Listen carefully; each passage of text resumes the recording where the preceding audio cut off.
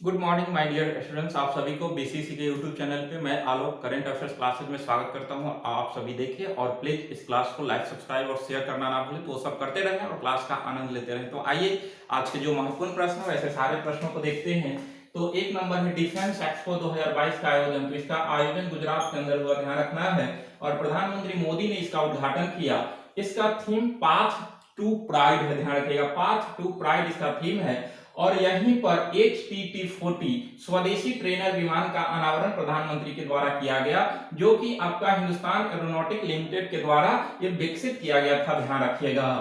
यहीं पर mission life की शुरुआत प्रधानमंत्री मोदी ने एंटोनियो गुटेरस के साथ मिलकर किया। एंटोनियो गुटेरस जो है अभी यूनाइटेड नेशन ऑर्गेनाइजेशन के महासचिव है, ध्यान रखिएगा, जो कि पुर्तगाल के हैं। और इन्हीं के साथ मिलकर जो है मिशन लाइफ की शुरुआत की, जिसका मतलब जो है वो life style for the environment होता है, ध्यान रखना है, जो कि पर्यावरण के संरक्षण हेतु मिशन लाइफ की शुरुआत किया गया है गुजरात से, जो कि केवड़िया से शुरू किया गया है, ध्यान रखिएगा, केवड़िया गुजरात से शुरू किया गया है। ये जो है वो प्रधानमंत्री मोदी और एंटोनियो गुटेरेस मिलकर इसका शुरुआत किया।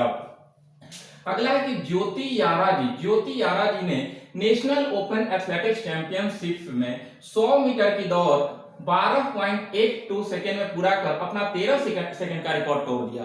यानी कि पहले इन्हीं का रिकॉर्ड था 13 सेकेंड में, और अब यह जो है 12.82 सेकेंड में पूरा किया और अपना ही रिकॉर्ड तोड़ा है। कहां पर? तो आपका जो है एथलेटिक चैंपियनशिप में, जिसका आयोजन बेंगलुरु के अंदर किया गया। अगला है कि भारती दास 27वें सीजीए बने। ध्यान रखना है कि 27वें सीजीए भारती दास बनी, जो कि दीपक दास का स्थान लिया। इससे पहले दीपक दास जो है वो सीजीए थे, अभी जो है भारती दास बने हैं।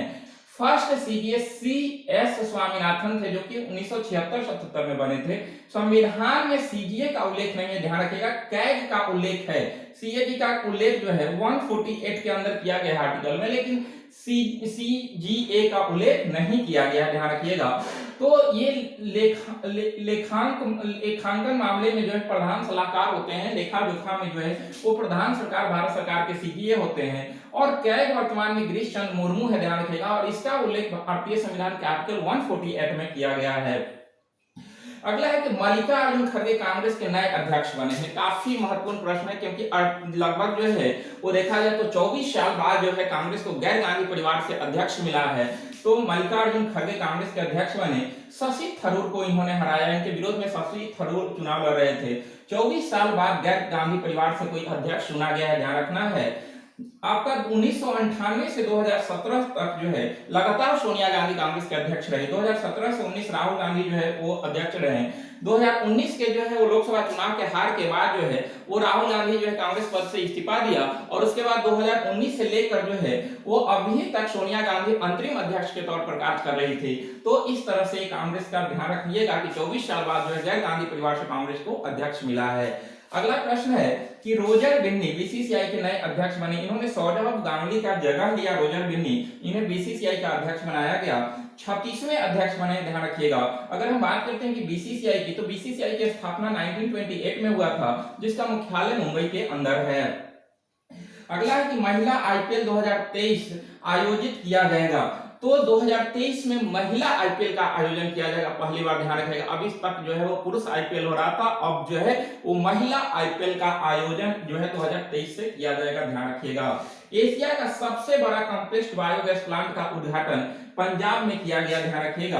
केंद्रीय पेट्रोलियम और प्राकृतिक गैस मंत्री हरदीप सिंह पुरी के द्वारा किया गया है, जो कि पंजाब में, ध्यान रखिएगा। पंजाब के मुख्यमंत्री जो है वर्तमान में भगवंत मान है, जो कि आम आदमी पार्टी के वहां पे सरकार है। अगला है कि उल्फ क्रिस्टर्सन स्वीडन के प्रधानमंत्री बने हैं, ध्यान रखिएगा।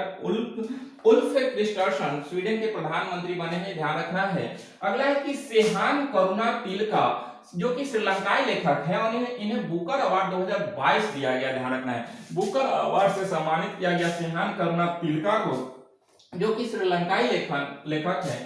स्क्रीन प्ले ट्रेवल स्टोरीज के लिए इन्हें जो है पुरस्कार दिया गया है। इनके जो है वो साहित्य जो है स्क्रीन प्ले ट्रेवल स्टोरीज के लिए दुनिया का सर्वश्रेष्ठ अंग्रेजी साहित्य पुरस्कार जो है बुकर अवार्ड है, ध्यान रखिएगा।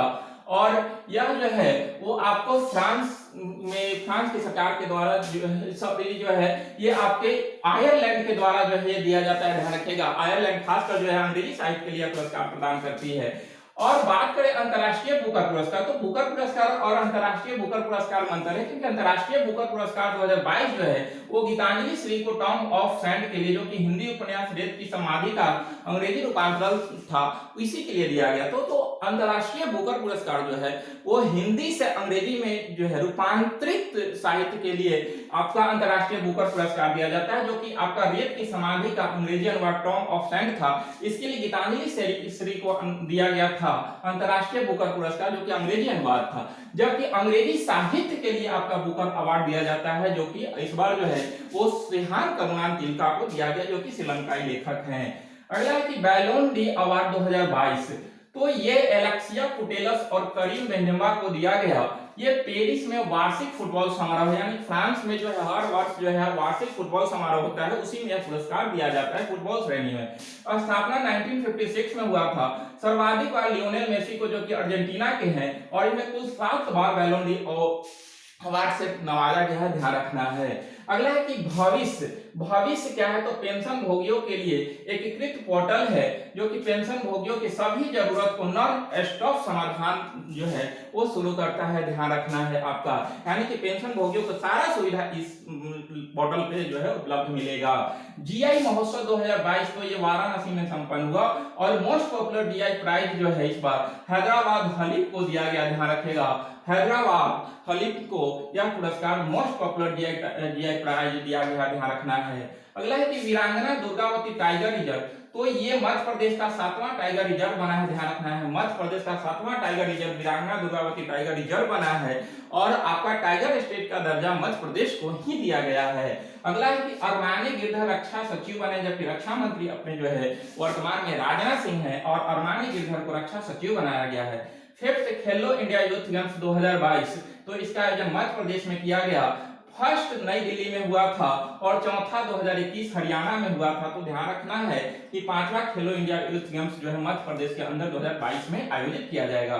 अगला है कि अंडर 23 विश्व कुश्ती चैंपियनशिप में पहला पदक साजन थानवाल ने जीता, जो कि कांस्य जो है ये कांस्य पदक जीते हैं, तो अंडर 23 विश्व कुश्ती चैंपियनशिप में। अगला है कि इंटरपोल दिल्ली में 90वां महासभा में मेटावर्स लॉन्च किया गया। मेटावर्स इंटरपोल का जो है अभी बैठक दिल्ली में संपन्न हुआ, वहीं पर मेटावर्स लॉन्च किया गया। इसकी मदद से इंटरपोल का मुख्यालय से सीधे जुड़ा जा सकता है, यानी कि इंटरपोल का जो मुख्यालय है उससे सीधा जुड़ा जा सकता है, तथा इंटरनेशनल मामले में जुड़ी जानकारी साझा किया जा सकता है। इससे पहले भी वाला वीडियो में हमने बताया था इंटरपोल का जो है महासभा इस बार नई दिल्ली में संपन्न हो रही है। और आपको से एक प्रश्न यहाँ से कि इंटरपोल का मुख्यालय कहाँ है, क्योंकि मैंने पिछले वीडियो में बता चुका है, तो आप सब इसका कमेंट अवश्य करें कि इंटरपोल की मुख्यालय कहाँ है।